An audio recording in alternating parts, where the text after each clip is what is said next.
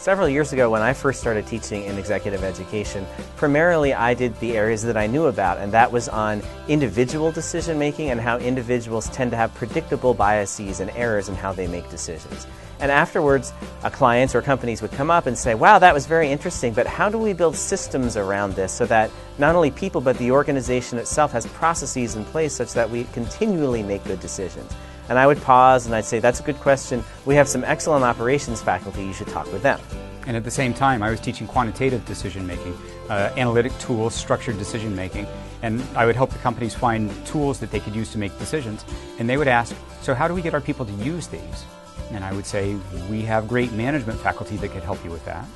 And it turns out that as we've studied this more, there are very few decisions in life that are purely qualitative, that there are usually some numbers involved, and there are very few decisions that are purely quantitative. There's some people aspect involved. So what we've done is put together a synthesis of the two to really show how most decisions are made and how complicated they can be, outlining the errors that one can make both on the qualitative or quantitative or a combination of the two, and then trying to anticipate the errors and do something about them ahead of time.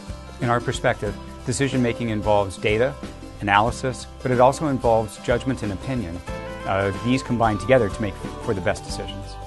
So one of the things we do in our 2 days with the class is to give them different types of situations, and then they have to make decisions about what the right thing to do is.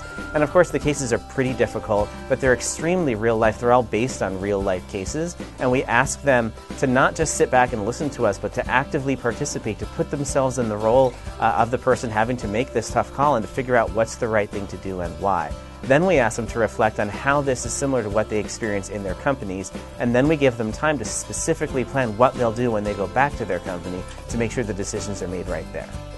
There's actually been a lot of research on how adults learn leadership and how they can apply it to their organizations. And it turns out, this probably won't surprise you, that the lecture format is by far the least effective format that anyone can use to teach leadership in an organization. In contrast, the most effective ones are experiential and applied.